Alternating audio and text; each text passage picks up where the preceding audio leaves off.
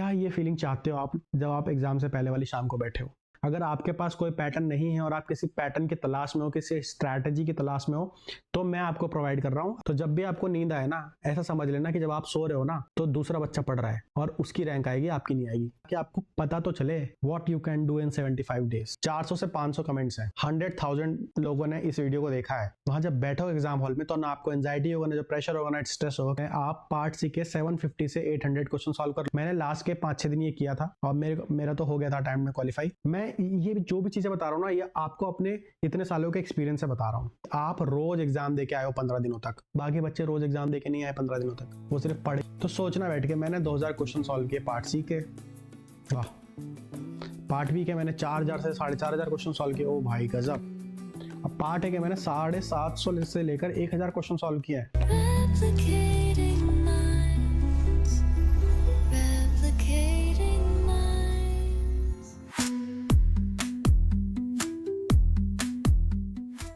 Hello replicators, welcome back to the channel. तो बिना कोई टाइम वेस्ट किए मुद्दे पे आते हैं, क्योंकि टाइम बचा है बहुत कम। किसमें? CSIR नेट लाइफ साइंस 2025 दिसंबर के एग्जाम के लिए। 18 दिसंबर को एग्जाम है। नोटिफिकेशन ऑलरेडी आ चुकी है, एप्लीकेशन फॉर्म भरना शुरू हो चुके हैं। तो अब बहुत सारे बच्चों का कंसर्न ये है कि सर सिर्फ 2 महीने बचे हैं, अक्टूबर और नवंबर। सितंबर खत्म हो चुका है, दिसंबर खत्म होते हुए टाइम नहीं लगेगा, तो सिर्फ 2 महीने हैं। और कैसे तैयारी करें, क्या स्ट्रैटेजी होनी चाहिए जिससे हमारे क्वालिफाई करने के चांसेस बढ़ जाए।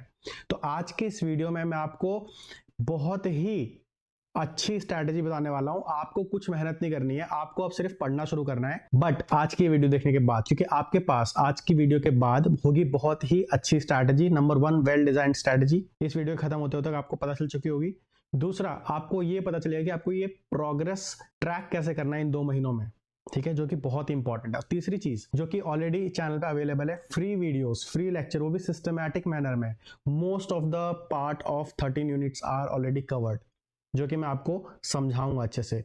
तो ये 20 मिनट या 25 मिनट या 30 मिनट की जो भी वीडियो होगी, आई डोंट नो, ये आपका बहुत समय बचाने वाली है लॉन्ग टर्म में, इन 2 महीनों के लिए। तो ध्यान से पूरी वीडियो देखना। शुरू करते हैं। सबसे पहले तो बात करेंगे कि भाई, अगर आपने अभी तक तैयारी शुरू नहीं करी है और आप टारगेट कर रहे हो दिसंबर वाला, तो जल्दीबाजी करने की जरूरत नहीं है। मिनिमम 6 महीने चाहिए। और अगर आप ऑलरेडी प्रिपरेशन के फेज में हैं, स्टार्ट कर चुके हैं 6 महीने पहले, 1 साल पहले, और अब आपको जानना है कि इन 2 महीने में कैसे हम रेडी रहें एग्जाम के लिए, कैसे क्या स्ट्रैटेजी होनी चाहिए लास्ट मोमेंट पे, तो ये वीडियो आपके लिए है। बट अगर आपको समझना है कि एग्जैक्टली तैयारी कैसे करनी है, तो ये जो वीडियो आप देख रहे हो स्क्रीन पे, ये जाके देखो, लिंक नीचे डिस्क्रिप्शन बॉक्स में मिल जाएगा।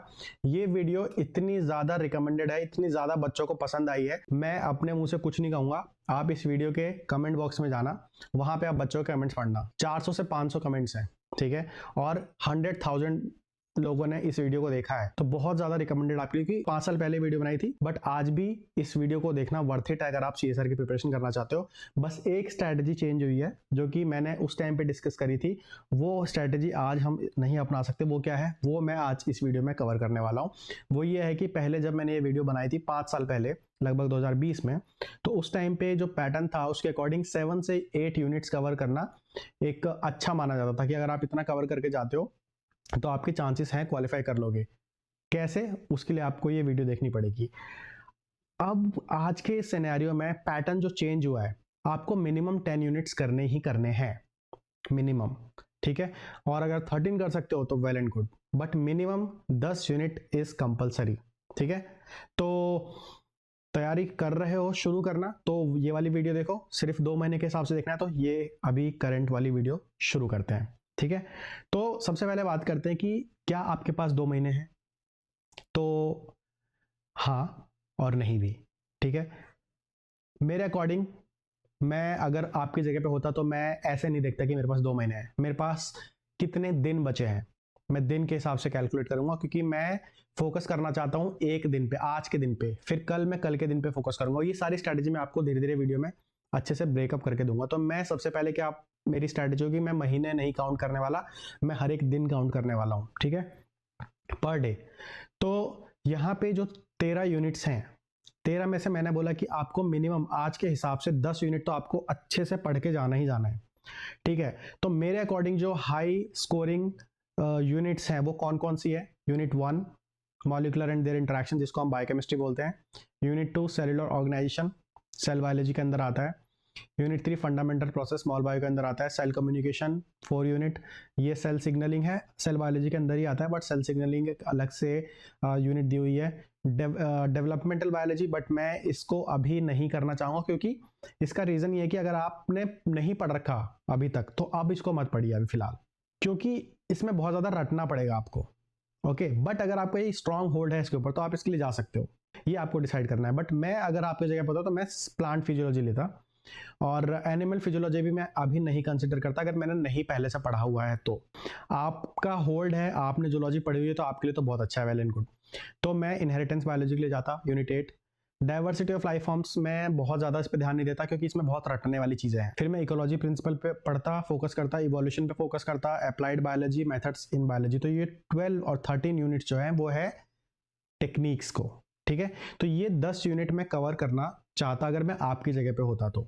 आप 1-2 यूनिट चेंज कर सकते हो अपने बैकग्राउंड के हिसाब से, बट मुझे ऐसा लगता है कि मोस्टली ये यूनिट्स आपके तैयारी के अकॉर्डिंग फिट होंगी। अभी इस वीडियो में जो हम बात करने वाले हैं वो इस तरीके से करने वाले हैं कि इन 13 यूनिट्स में से कुछ ऐसी यूनिट्स होंगी जो आपने ऑलरेडी प्रिपेयर कर ली होंगी, और कुछ ऐसी होंगी जो आपने अभी तक नहीं पढ़ी होंगी अच्छे से। तो इसको हम 2 सेक्शन में डिवाइड करेंगे। पहली वो यूनिट्स जो आपने ऑलरेडी प्रिपेयर कर रखी है, मैंने ब्लू से हाईलाइट किया हुआ है। दूसरी वो यूनिट, फॉर एग्जांपल ये सिर्फ एग्जांपल दे रहा हूं, हो सकता है आपके डिफरेंट यूनिट्स प्रिपेयर्ड हो, डिफरेंट नॉट प्रिपेयर्ड हो। तो अगर हमने रेड वाली यूनिट्स प्रिपेयर नहीं कर रखी है अच्छे से, मतलब अच्छे से नहीं पढ़ी है, तो वो उसको मैं कैटेगरी में रखूंगा नॉट प्रिपेयर्ड की कैटेगरी में, और ब्लू वाली को प्रिपेयर्ड की कैटेगरी में करूंगा। तो सबसे पहले आपको यही काम करना है, 13 यूनिट्स में से आपको हाईलाइट करना है कौन सा आपने अच्छे से पढ़ लिया है, जिसको आपको दोबारा स्क्रैच से नहीं पढ़ना है, और कौन सी ऐसी यूनिट्स हैं जो आपने अभी तक अच्छे से नहीं पढ़ी और आपको अच्छे से पढ़ने की जरूरत है। 2 कैटेगरी बनाइए। अब ये 2 कैटेगरी क्यों बना रहा हूं? क्योंकि जो आपने अच्छे से पढ़ी हुई है अब वो सिर्फ रिवीजन मांगती है, और जो आपने अभी तक अच्छे से नहीं पढ़ी है वो आपके लिए होंगे न्यू टॉपिक। अब ये 2 चीजें याद रखना, रिवीजन और न्यू टॉपिक, इस पे ही आपकी आगे की जो प्रिपरेशन की स्ट्रैटेजी वो बेस्ड होने वाली है। ओके, नेक्स्ट, अब यहाँ पर हमको ये देखना है कि भाई हमारे पास कितना समय बचा हुआ है। तो आप यहाँ पे देखो कि आपका जो एग्जाम है वो है 18th ऑफ दिसंबर को, ठीक है। तो आपके पास एग्जैक्टली कितना समय है वो आप महीनों में काउंट मत करो। मेरे अकॉर्डिंग अभी आपके पास अक्टूबर में 31 डेज है, नवंबर में 30 डेज है, और दिसंबर में 15 डेज है। तो टोटल अगर आप देखो तो अप्रॉक्सीमेटली आपके पास 75 डेज है। 75 डेज बहुत होते हैं। अब इसको ब्रेकअप कैसे करना है? बहुत ही स्मार्टली, बहुत ही स्ट्रैटेजिकली ब्रेकअप करना है। 75 डेज को आप ब्रेक करोगे 3 फेजेस में, phase 1, phase 2, phase 3, and each phase will have 25 days. ध्यान से, हर एक फेज में 25 दिन होंगे। इसको हमने इस तरीके से डिवाइड किया। अब इनको आपको इन फेजेस में करना क्या है? बहुत ही स्ट्रैटेजिकली, बहुत ही स्मार्टली इन फेजेस को यूटिलाइज करना है। कैसे, उस पे आते हैं। What can be done in 75 days, यही है आज का मेन टॉपिक, कि हम इन 75 दिनों में कैसे तैयारी कर सकते हैं। तो वही समझते हैं। तो 2 तरीके के कैंडिडेट हो सकते हैं। एक वो जो आप घबराना शुरू कर चुके होंगे कि अब सिर्फ 2 महीने हैं, 2 महीने हैं, 2 महीने, कैसे तैयारी होगी, क्या क्या करना है, क्या क्या छूट जाएगा। जो परेशान हो चुके हैं, जो डर रहे हैं अभी, what can be done in remaining time. And अगर आप इस कैटेगरी में हो जो उसको ये सोच के स्ट्रेस हो रहा है, एंजाइटी हो रही है, तो आपको इस तरीके से नहीं सोचना है। आपको सोचना है दूसरे कैंडिडेट की तरह कि what can be done in remaining time. आपके अंदर एक स्ट्रैटेजी होनी चाहिए, आपके पास एक प्लानिंग होनी चाहिए, और क्यूरियोसिटी होनी चाहिए, एक्साइटमेंट होनी चाहिए कि अभी एग्जाम का डेट पता चल चुका है, अब मेरे को पता है कि एग्जाम कब है, अब मेरे को पता है कि मेरे पास कितना टाइम बचा है, तो मैं प्लान करूंगा, मैं स्ट्रैटेजी बनाऊंगा, मैं ऐसे स्ट्रेस होकर बैठूंगा नहीं। तो पहला स्टेप ये कि आपको दूसरे वाले कैंडिडेट की तरह सोचना है और स्ट्रैटेजी बनानी शुरू करनी है, जिसमें मैं आज आपकी हेल्प करने वाला हूँ। ओके, तो सबसे पहली बात की प्रिपरेशन बिफोर द प्रिपरेशन। जो भी आप प्रिपरेशन करना शुरू कर रहे हो 2 महीने के हिसाब से, ऑलरेडी आप प्रिपरेशन करना शुरू कर चुके हो, बट 2 महीने के हिसाब से, तो उस प्रिपरेशन से पहले आज हम एक प्रिपरेशन करेंगे। तो कुछ पॉइंट्स बताने वाला हूं आपको, वो पॉइंट्स आपको ध्यान रखने हैं, और पूरा भरोसा है, मतलब अगर आपने इसको शिद्दत से फॉलो कर लिया जो मैं आज आपको बताने वाला हूं, तो कोई नहीं रोक सकता आपको क्वालिफाई करने से। बट आपको फुल डेडिकेशन के साथ वो पॉइंट्स को फॉलो करना होगा। तो क्या है वो पॉइंट्स? तो सबसे पहली चीज क्या है? 1 डे एट ए टाइम। एक दिन में आपको, एक बार में आपको एक ही दिन के बारे में सोचना है। आज का सिर्फ आज सोचना है। तो इसमें सबसे पहले क्या करना होगा, आपको भूल जाना है कि आपका 2 महीने बाद या 2.5 महीने बाद एग्जाम है। गोल पे बहुत ज़्यादा फोकस करोगे, गोल दिमाग में होना चाहिए, बट इतना ज़्यादा फोकस गोल पे ना हो कि आप प्रोसेस से ही आपका ध्यान हट जाए, क्योंकि वही क्वालिफाई करवाने वाला है। गोल अभी 2.5 महीने दूर है, बट 2.5 महीने की जो जर्नी है वो आप कैसे बिताने वाले हो, that is important, and that is going to help you how you will handle your exam, whether you will qualify or whether you will not be able to qualify. तो ये प्रोसेस इंपॉर्टेंट है, इसलिए focus किस पे होना चाहिए, process पे, ना कि गोल पे। तो stop worrying about the exam and focus on winning today's battle. आज का दिन हमें जीतना है, और हर एक दिन कैसे जीतना है मैं अब आपको समझाने वाला हूँ। तो एक दिन में कितना घंटा होता है, 24 घंटा होता है, ठीक है। 24 घंटे में से 8 घंटे निकाल दो, कोई स्ट्रेस नहीं लेना है, अच्छे से सोना है, 5 से 6 घंटे इज सफिशिएंट स्टूडेंट लाइफ में। इतना मान लो कि अगर आप 6 घंटे से ज़्यादा सो रहे हो तो इस टाइम पे मत सो यार प्लीज़, 1-2 घंटे कॉम्प्रोमाइज करो। 6 घंटे मुझे लगता है कि सफिशिएंट है, क्योंकि स्टूडेंट के 2 ही दुश्मन है, आलस और निद्रा। जिसको ये 2 चीज़ें होती है वो किसी भी चीज़ की तैयारी नहीं कर सकता। तो टायर्डनेस और स्लीप को थोड़ा सा दूर रखो, थकान और निद्रा इससे दूर रखो। अब 24 घंटे में से देखा जाए तो हम 16 घंटे तो पढ़ सकते हैं, मैंने भी पढ़ा है, और आई होप कि आप भी पढ़ सकते हो। 16 नहीं तो 15 कर लो यार, 15 से 16 घंटे कोई मुश्किल बात नहीं है। अब आपके पास अभी काम करने को है ही क्या, ये सोचो, कुछ नहीं है, सिर्फ CSR का एग्जाम क्वालिफाई करना है बस, और कुछ नहीं करना इन 2 महीनों में। तो घर वालों को बोल दो, कोई परेशान करने की जरूरत नहीं है। अगर किसी के मम्मी पापा भाई बहन परेशान करते हो तो मेरे से बात करवा देना, ठीक है, मैं समझा दूंगा। तो 16 घंटे आपको यूज करना है डेडिकेटेड तरीके से हर रोज, आज से लेकर 18 दिसंबर तक। ओके, कैसे करना है इन 16 घंटों को यूज, तो वो बात करते हैं। तो सबसे पहले तो क्या करेंगे हम, पहला जो पॉइंट है वो है कि मिरर चेक। आज से, अभी से रोज ये मिरर चेक करना है, मतलब खुद से ये सवाल रोज करना है कि क्या मैं कल से बेहतर हूं, क्या मेरी तैयारी कल से बेहतर है, अगर नहीं है तो क्यों नहीं है, मैंने कल क्या किया था। खुद के ऊपर एक सेल्फ चेक रखना है, mirror check, ask yourself daily, am I better prepared than yesterday. तो इससे क्या होगा, आप सेल्फ चेक में रहोगे, आप ट्रैक में रहोगे। अगर आपको लगा कि आपने कल का टाइम वेस्ट किया था तो आज आप टाइम वेस्ट नहीं करोगे। तो ये पॉइंट्स आप एक जगह नोट बना के दीवार पे चिपका लो, जो मैं आज आपको बताने वाला हूँ, और सच में कह रहा हूँ ये आपकी तैयारी को बदल के रख देगा, अलग ही तरीके से तैयारी होगी आपकी। दूसरा पॉइंट क्या है, प्लान योर 75 डेज। ये है आज के इस टॉपिक का क्रिस्प जो मैं आपको समझाने जा रहा हूँ। 75 डेज को ब्रेक करना है into a strategic milestones. 3 faces में डिवाइड करना है, जैसे कि मैं ऑलरेडी बता चुका हूँ, 25 25 25 डेज। तो फर्स्ट 25 डेज में आपको क्या करना है, फर्स्ट 25 डेज में जो 16 आवर्स है उसको कैसे डिवाइड करना है, 4 घंटे स्पेंड करने हैं न्यू टॉपिक्स को लर्न करने में, जो अभी तक आपने सही से नहीं पढ़े हैं, ठीक है। 4 घंटे स्पेंड करने रिवीजन में, जो आपने पढ़ रखे हैं उनको रिवाइज करने में। और मेरी बात ध्यान से सुनना, चाहे आप नए टॉपिक पढ़ो या ना पढ़ो, रिवीजन उससे ज्यादा इंपॉर्टेंट है। ऐसा इसीलिए क्योंकि जब आप एग्जाम में बैठते हो ना, आपके साथ हमेशा ऐसा हुआ हो कि बहुत सारे क्वेश्चंस को ऐसा देख के लगता है कि यार ये पढ़ा था, ये पढ़ा था, ये पढ़ा था, बट याद नहीं आ रहा है। वो इसीलिए नहीं आ रहा क्योंकि आपने रिवीजन नहीं किया, बस आपने पढ़ा था।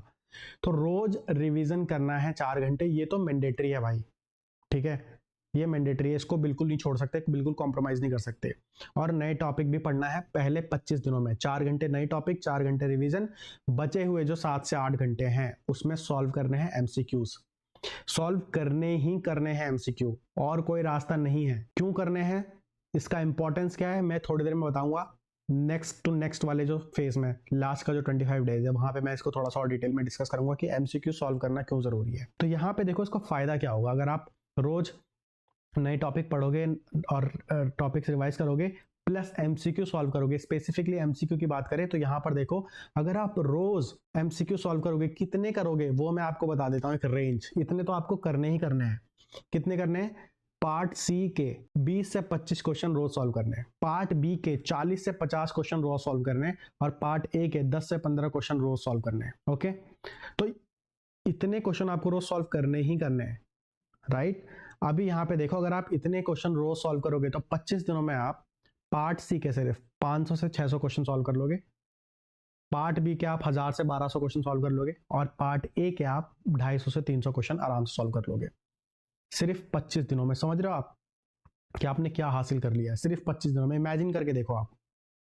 ओके, अब अगर मैं आपकी जगह होता तो मैं कैसे पर डे को डिवाइड करता, मैं सुबह से लेकर दोपहर तक समय बिताता अपना रिवीजन में और नए टॉपिक को पढ़ने में, क्योंकि अभी 25 दिन जो हमें प्रायोरिटी देनी है वो इन दोनों को देना है, नए टॉपिक्स और रिवीजन, क्योंकि बाद में हम नए टॉपिक नहीं पढ़ सकते। ठीक है, तो मैं सुबह उठता तो मेरा माइंड फ्रेश है, जो मैंने पहले पढ़ रखा है मैं उसको 1-2 घंटा रिवाइज कर लूँगा, फिर 1-2 घंटा नए टॉपिक पढ़ लूँगा, फिर थोड़ा सा रिवाइज कर लूँगा, फिर नए टॉपिक पढ़ लूँगा। तो आप अपने अकॉर्डिंग प्लान करो ये चीज़। उसके बाद आफ्टरनून से लेकर जब तक आपके ये टारगेट क्वेश्चंस खत्म ना हो जाए, सोना नहीं है। ठीक है, ये जो 20 से 25 क्वेश्चन सी से, 40 से 50 बी से और 10 से 15 ए से हैं क्वेश्चन, इसलिए मैंने बाद में रखे हैं कि एक बार आपके टॉपिक्स कवर हो गए तो अब आपको सिर्फ क्वेश्चन सॉल्व करने हैं, और आपको ये अपने दिमाग में बैठा लेना है कि जब तक मैं इतने क्वेश्चन रोज सॉल्व नहीं करूंगा मैं नहीं सोऊंगा, चाहे रात के 1 बजे, चाहे रात के 12 बजे, चाहे रात के 2 बजे। इस लेवल का डेडिकेशन चाहिए अगर CSR क्वालिफाई करना है। नहीं है इस लेवल का डेडिकेशन तो भाई भूल जाओ, भूल जाओ।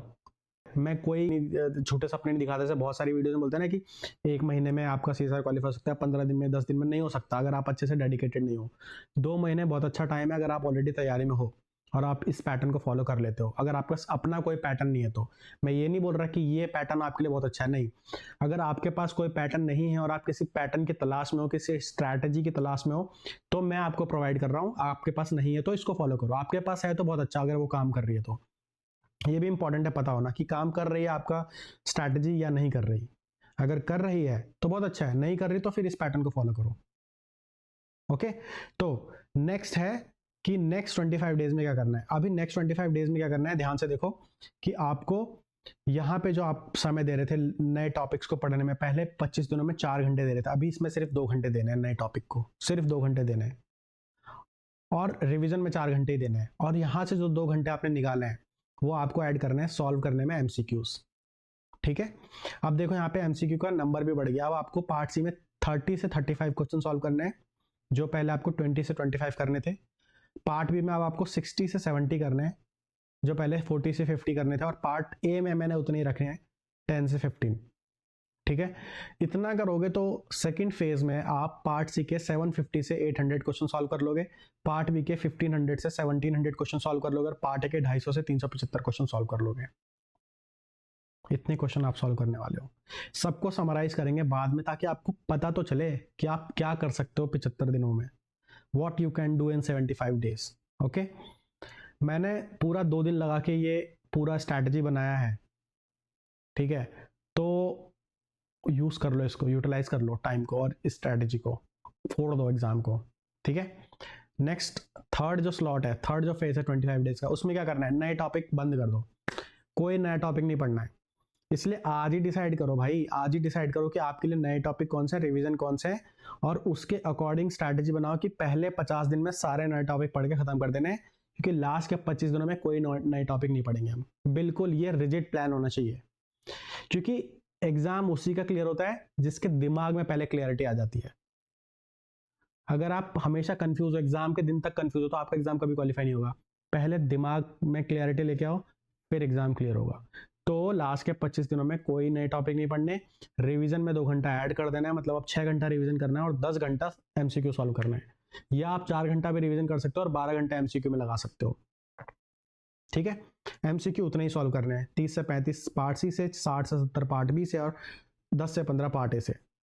ठीक है, अब होगा क्या, अब कितने क्वेश्चन आप सॉल्व कर पाओगे, क्या आप अचीव कर पाओगे, मैं आगे किसी स्लाइड में डिस्कस करूंगा। बट यहाँ पे मैं MCQ पे इतना फोकस क्यों कर रहा हूं, क्योंकि देखो आपने अभी तक अगर इतने MCQ कभी सॉल्व नहीं करे हैं, आप सिर्फ थ्योरी पढ़े जा रहे हो, थ्योरी पढ़े जा रहे हो, तो आपका ब्रेन ना सिर्फ थ्योरी पढ़ पढ़ के तैयार हुआ है, उसमें जो वायरिंग हो रही है वो थ्योरी के अकॉर्डिंग हो रही है। बट आप मान लो इतनी प्रैक्टिस करके नहीं जाते हो, एग्जाम में अचानक से जाते हो और अब आपको क्वेश्चन मिल रहे हैं, तो आपके दिमाग की वायरिंग वैसी हुई ही नहीं, आपने उस तरीके से अपने दिमाग को एक्सपोज किया ही नहीं कि आप क्वेश्चन समझ पाओ।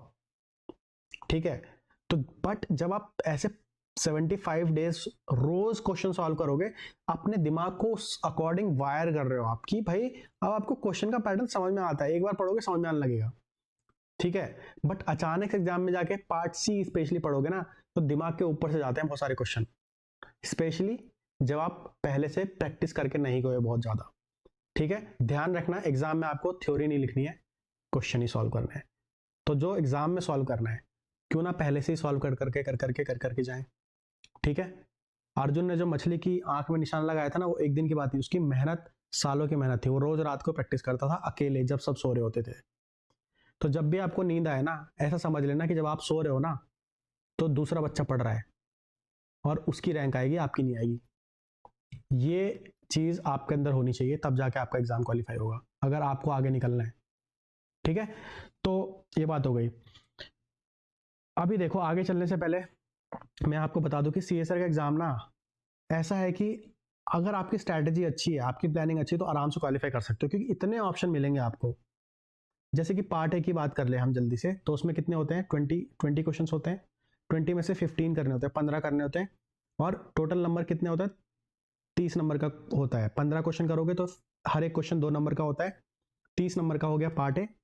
पार्ट बी में आपको 50 में से 35 क्वेश्चन करने होते हैं। ठीक है, ओके, तो 35 इंटू 2 कितने हो गए, 70। 100 मार्क्स हो गए पार्ट ए पार्ट बी से। और जो पार्ट सी होता है उसमें आपके पास 75 में से सिर्फ 25 क्वेश्चन करने होते हैं, सिर्फ 50 क्वेश्चन आप छोड़ सकते हो भाई। समझ रहे हो कितने ज्यादा ऑप्शन है। बट कहानी अभी यहाँ खत्म नहीं, उन ऑप्शंस में भी ऑप्शंस हैं। अगर आपको सिर्फ क्वाली, तो आप टारगेट कितना करो, आप टारगेट करो कम से कम 170 से 180। 140 करोगे ना तो 100 से नीचे ही रह जाओगे। 180 का टारगेट करो। ठीक है, तब जाके आपके 135 क्रॉस हो पाएंगे, 135 140, क्योंकि आज के इस पैटर्न के अकॉर्डिंग आपके 120 प्लस नहीं चाहिए, आपको 135 प्लस चाहिए।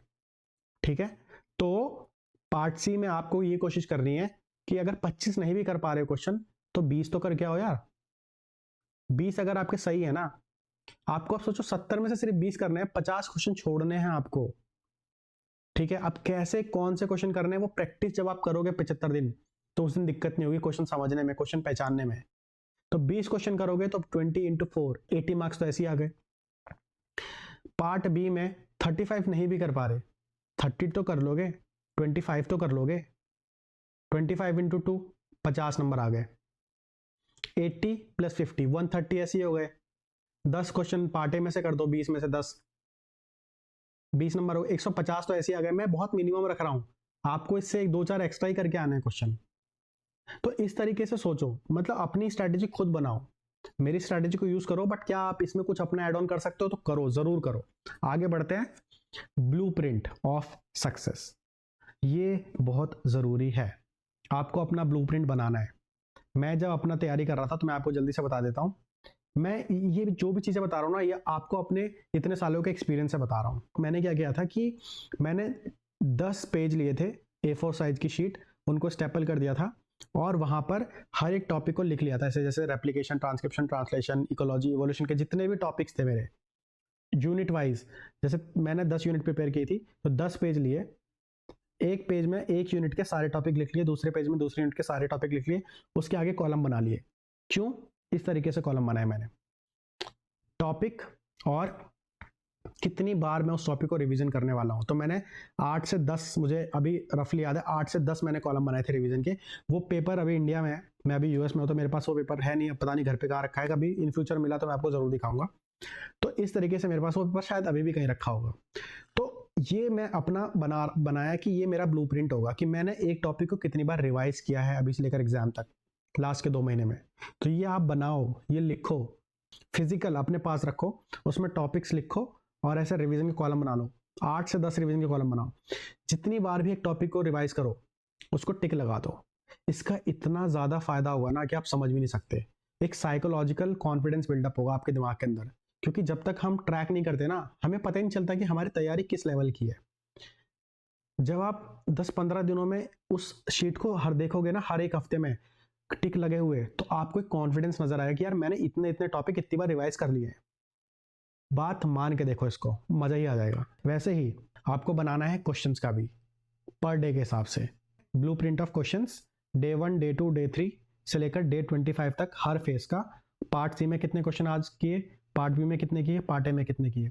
और यकीन मान के चलो, अगर आपने ऐसा कर लिया ना, आप रेस से आगे क्या, रेस से ऊपर हो गए, बिल्कुल सबसे आगे निकल जाओगे आप। ठीक है, इतना करके देखो। नेक्स्ट क्या है कि हर दिन अब आपको घड़ी नहीं देखनी कि आपको 16 घंटे बिताने हैं। 16 घंटे मैंने आपको बोल देता, ऐसा नहीं कि आपको 16 घंटे खत्म करने में देखना है कि यार 16 घंटे खत्म करना, नहीं, आपको गोल को चेस करना है, जो आज का गोल है। Chase your goals not the clock, ठीक है, गोल को चेस करना है। अब गोल क्या है? गोल ये है जो हमने अभी डिसाइड किया कि पहले 25 दिनों में हर रोज क्या करना है, दूसरे 25 दिनों में हर रोज क्या करना है, तीसरे 25 दिनों में हर रोज क्या करना है। एक दिन का एक गोल कि इतने क्वेश्चंस सॉल्व कर लेने हैं, ये टॉपिक्स रिवाइज कर लेने हैं उस ब्लूप्रिंट के हिसाब से, और ये नए टॉपिक पढ़ लेने हैं। तो नए टॉपिक का भी एक ब्लूप्रिंट बना लो कि ये नए टॉपिक आप पढ़ने वाले हो इन 50 दिनों में। आपके पास पूरा एक, क्या बोलते हैं उसको, एक प्लानिंग होनी चाहिए रिटन फॉर्म में कि ये आप करने वाले हो, उसके अकॉर्डिंग ही आपको तैयारी करनी है, क्योंकि आप फोकस रहोगे। फिर अगर आपके पास कुछ ऐसा है नहीं जिसको आप ट्रैक कर पा रहे हो, तो आप फोकस नहीं रहोगे और आपको समझ में भी नहीं आएगा आप कितना पढ़ रहे हो कितना छोड़ रहे हो। इसलिए आपको बताया मैंने कि ये ब्लूप्रिंट तैयार कर लो आज 1 से 2 दिन में, और उसके बाद तैयारी करनी शुरू कर दो, ठीक है। इसके बाद नेक्स्ट क्या है? नेक्स्ट क्या है कि आपको डेली रिव्यू करना है कि आपने रोज कितना पढ़ा और क्या अकॉम्प्लिश किया सोने से पहले, ठीक है। रोज बेड पे जाने से पहले, सोने से पहले पूरा दिन में मन में रिवाइज करना है कि अच्छा मैंने इतने क्वेश्चन सॉल्व कर लिए, मैंने ये पढ़ लिया, मैंने वो पढ़ लिया। इससे आपको सेटिस्फेक्शन मिलेगा, नींद अच्छी आएगी, और सोने से ज्यादा उठने का एक्साइटमेंट होना चाहिए कि अगले दिन मेरे पास ये टॉपिक पढ़ने को है, मेरे पास इतने क्वेश्चन सॉल्व करने को है। यकीन मानो अगर आपको सोने से ज्यादा अगले दिन उठने का एक्साइटमेंट होने लग गया तो आप सही डायरेक्शन में हो। मेरे साथ, सच बता रहा हूँ, मेरे साथ ऐसा हो गया था एक पॉइंट के बाद कि मेरे को सोने का मन नहीं करता था। ऐसा लगता था कि जल्दी से बस ये नींद पूरी करो और अगले दिन उठो और वापस से वो अगले दिन का गोल अचीव करो। तो ये तरीके का आपके अंदर एक जज्बा होना चाहिए और एटीट्यूड होना चाहिए, ठीक है। नेक्स्ट ये है कि celebrate all small wins. Small wins का मतलब हर रोज जब आप टिक लगाओगे ना दोस्त, तो अंदर जो एक खुशी फील होगी ना, वो अलग ही आपको एक कॉन्फिडेंस बिल्डअप करेगी आपका, ठीक है। हर एक टिक आपका एक कॉन्फिडेंस बिल्डअप करने में हेल्प करेगी। वो साइकोलॉजिकल तैयारी आपकी अलग लेवल पे होगी। जो पढ़ रहे हो, जो नॉलेज गेन कर रहे हो, वो तो हो ही रही है। वो जो टिक लगाते हैं ना, जो एक सेंस ऑफ अकॉम्प्लिशमेंट एक अंदर आता है ना, वो एक अलग लेवल ऑफ लेयर आपके ऊपर चारों तरफ लगाती है तैयारी की। तो ये हर एक छोटी जीत को जो आप रोज जीत रहे हो, हर दिन को जो आप जीत रहे हो, उसको सेलिब्रेट करना है। अब नेक्स्ट क्या है? नेक्स्ट है कि ये बहुत इंपॉर्टेंट है, चाहे आप मानो ना मानो, साइकोलॉजिकली बहुत इंपॉर्टेंट है। रात को सोने से पहले आप अपने आप को विजुलाइज करो। रोज picture yourself confidently solving questions in exam hall. अपने आप को विजुलाइज करो, आप बैठे हो, काम तरीके से बैठे हो, शांति से, और क्वेश्चन सॉल्व कर रहे हो एग्जाम हॉल में, ठीक है। आप हर दिन हर रात उस पल को जियो जो आप 2 महीने बाद जाकर जीने वाले हो एग्जाम हॉल में। यकीन मानो अगर आप ऐसा करोगे ना, ये एक तरीके का मेडिटेशन आपके लिए, एक तरीके की साधना है। अगर ये प्रैक्टिस करोगे तो वो दिन आपको अलग नहीं लगेगा, एग्जाम हॉल वाला नया नहीं लगेगा। इस चीज पे हम लास्ट स्लाइड में थोड़ा सा और बात करेंगे, और वो बहुत इंपॉर्टेंट है, वो तो आपको सुनना ही सुनना है। पावर ऑफ लास्ट 15 डेज, यहीं पे हम वो बात करने वाले हैं जो मैंने जस्ट अभी आपको बोली। Train your mind to feel like every day is an exam day. वो जो लास्ट के 15 दिन बचेंगे, लास्ट के 15 दिन बहुत ज़्यादा इंपॉर्टेंट है। वही डिसाइड करते हैं कि क्वालिफाई होगा कि नहीं होगा। पूरा फोकस किया 2 महीने तक, लास्ट के 15 दिन में अगर आपने कुछ गड़बड़ करी तो वहीं से ट्रैक लूज हो जाता है।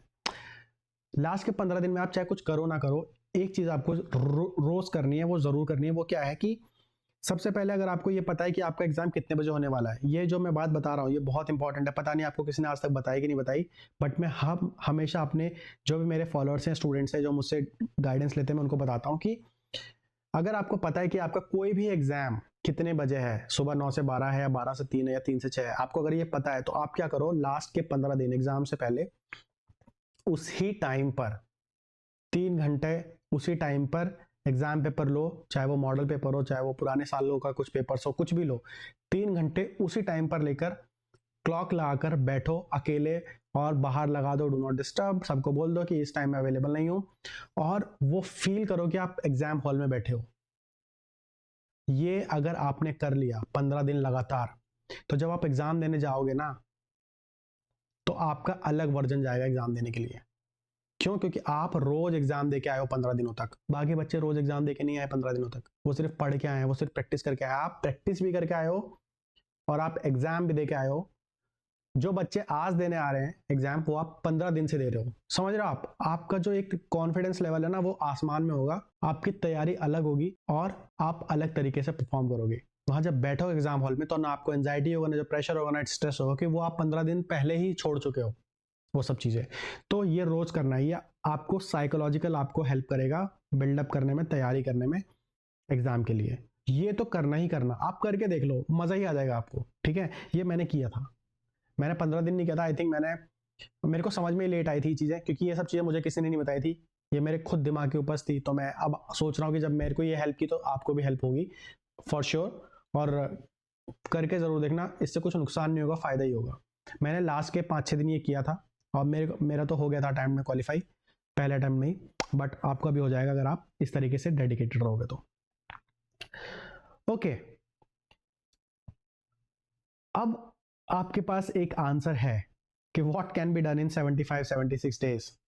तो अगर आपने जो भी मैंने आपको स्ट्रैटेजी बताई, अगर आप उसको फॉलो करते हो, तो भाई लास्ट में ना, जब 75 डेज खत्म हो रहे होंगे ना, आप जैसे बोलते हैं ना कि जिंदगी के आखिर में जब आप बैठ के सोचते हो कि आपने जिंदगी में क्या किया, कुछ अच्छा किया है तो खुशी से मुस्कुराते हो, और किसी का बुरा किया या कुछ नहीं कर पाए तो आपके अंदर एक सेंस ऑफ गिल्ट रहता है कि यार कुछ नहीं कर पाए, कुछ नहीं कर पाए।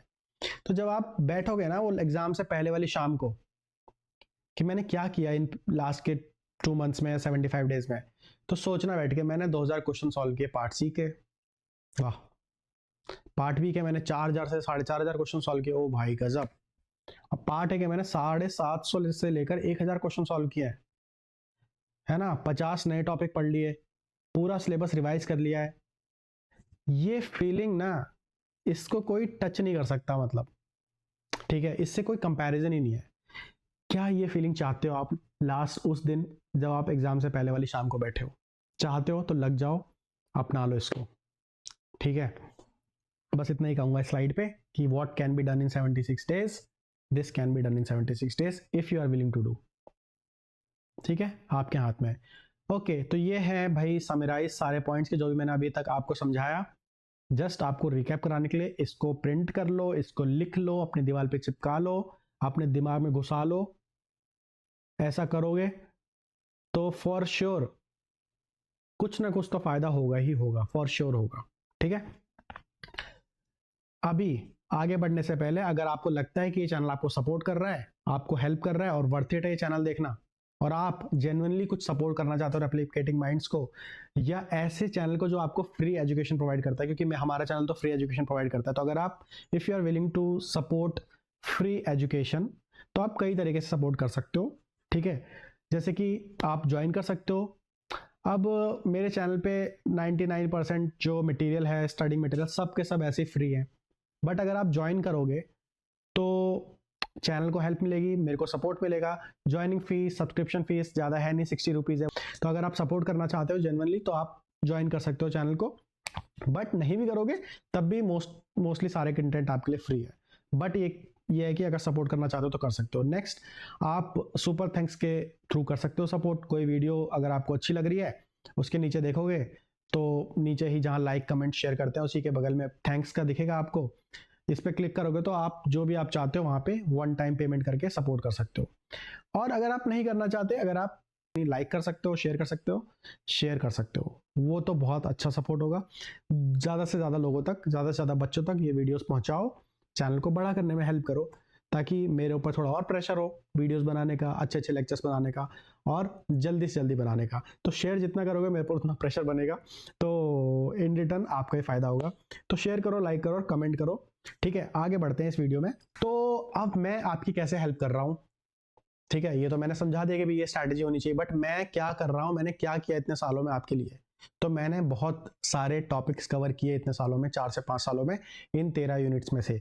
और वो कौन कौन से हैं? तो वो ये सारे हैं। मैं इन सब यूनिट्स को टच कर चुका हूँ और मोस्टली टॉपिक्स मैंने कवर किए हैं। अब मैं आपको जल्दी से यहाँ पे समझा देता हूँ, दिखा देता हूँ कि क्या क्या मैंने कवर किया है। तो जैसे अगर मैंने फर्स्ट यूनिट की बात करूँ तो ये हाईलाइटेड टॉपिक्स कवर किए हैं। सेकेंड यूनिट में इतने टॉपिक्स कवर किए हैं। थर्ड यूनिट में ऑलमोस्ट सब कवर कर दिया, बस रेड वाला रह गया है। फोर्थ यूनिट में मैंने अभी ज़्यादा कवर नहीं कर पाया क्योंकि अभी शुरू ही किया है मैंने सेल सिग्नलिंग से, है ना। और सिक्स्थ यूनिट जो कि प्लांट फिजियोलॉजी है, उसमें मैंने काफ़ी कुछ कवर कर लिया है, सारे हाईलाइटेड पोर्शन जो आप देख रहे हो। एट्थ सेवन्थ मैंने अभी नहीं किया, बिल्कुल टच नहीं किया एनिमल फिजियोलॉजी, वो इन फ्यूचर प्लान है। एट्थ में मैंने काफ़ी टॉपिक कवर कर लिया जेनेटिक्स में, और ये जेनेटिक्स की वीडियो तो आपको प्यार हो जाएगा उनसे, क्योंकि मेरे को भी हो गया था और बहुत सारे बच्चों को हो गया था। कमेंट्स आके जरूर पढ़ लेना, ठीक है। नाइन्थ मैंने अभी तक नहीं स्टार्ट किया है, जो डाइवर्सिटी वाला है। Ecology principle, most of the topics are covered. Evolution में most of the topics are covered. Methodology में अभी स्टार्ट किया है, कुछ टॉपिक्स हो गए हैं, जैसे क्रोमेटोग्राफी पूरा कंप्लीट है, इलेक्ट्रोफोरेसिस पूरा कंप्लीट है, माइक्रोस्कोपी चल रहा है। तो ये कोशिश रहेगी कि इस वाले सीएसआर के पहले जितना हो सके टेक्निक्स के मैं आपको लेक्चर प्रोवाइड करने की कोशिश करूंगा इन 50 दिनों में, आने वाले 50 दिनों में, ठीक है। तो मेरी तरफ से ये, आगे बढ़ने से पहले मैं आपको जरा यहाँ पे अगर आपको लगता है कि कहाँ पे कैसे आपको इन लेक्चर्स को एक्सेस करना है, तो मैं आपको बता दूं कि आपको यहाँ पर जाना है और मेरे चैनल पे जाके आप प्लेलिस्ट में जाओगे, ठीक है। प्लेलिस्ट में जाओगे तो यहाँ पर आप देखो, प्लेलिस्ट में आ जाना, और यहाँ पे ये सारे प्लेलिस्ट आपको मिल जाएंगे। जैसे कि अगर मैं ये जेनेटिक्स का प्लेलिस्ट खोलूँ तो यहाँ पर देखो ये सारी वीडियोज़ हैं, ठीक है, और डिटेल्ड वीडियोज़ है, बिल्कुल सीएसआर के एग्ज़ाम के पैटर्न के अकॉर्डिंग, ठीक है। और भी मतलब जितने भी मैंने आपको यूनिट्स बताया ना, उन सब की वीडियोज़ आपको यहाँ पे मिल जाएंगी। जैसे कि अगर आप मॉल बायो खोलो तो ये देखो रेप्लिकेशन के सारे, ट्रांसलेशन, ट्रांसक्रिप्शन, जीन रेगुलेशन, है ना। तो ये जितने भी प्लेलिस्ट आप इनको एक्सप्लोर कर सकते हो रेप्लिकेटिंग माइंड्स पे आकर के। तो अभी जल्दी से इस वीडियो को ख़त्म करते हैं। तो लास्ट में अगर आप ये सीएसआर का एग्ज़ाम देने जा रहे हो और अगर आपने अभी तक एप्लीकेशन फॉर्म नहीं भरा है और आपको कोई डाउट है एप्लीकेशन फॉर्म से रिलेटेड, तो ये वीडियो जरूर चेकआउट करो। इसमें मैंने कंप्लीटली ब्रेक डाउन करके नोटिफिकेशन को आपको समझाया कि हर एक चीज़ का मतलब क्या है और क्या एलिजिबिलिटी है, क्या डेट्स है, एक्सेट्रा एक्सेट्रा, हर चीज़। तो ये वीडियो जरूर चेकआउट करना अगर आपको कोई भी डाउट हो। मिलेंगे नेक्स्ट लेक्चर में या किसी वीडियो में, तब तक अपना ख्याल रखो। बताना ज़रूर कि आज की ये इन्फॉर्मेटिव वीडियो आपको कैसी लगी, आज की स्ट्रैटेजी कैसी लगी, कौन सी ऐसी स्ट्रैटेजी थी जिसके बारे में आपने नहीं सोचा था और आपके ये ज्ञान के चक्षु खुल गए कि यार ऐसा भी किया जा सकता है क्या, और क्या इन 2 महीने को इस तरीके से भी यूटिलाइज किया जा सकता है क्या। तो अगर आपको ऐसा लगा, ऐसा फील हुआ है, तो ज़रूर बताना कमेंट करके, और शेयर करना, जितना हो सकता है उतना शेयर करना, क्योंकि sharing is caring, I always say. अगर आप शेयर करते हो उसका मतलब आप केयर करते हो, मेरी भी, अपनी भी और दूसरों की भी। तो मिलेंगे नेक्स्ट वीडियो में, तब तक अपना ख्याल रखो, पढ़ते रहो और एंजॉय करो।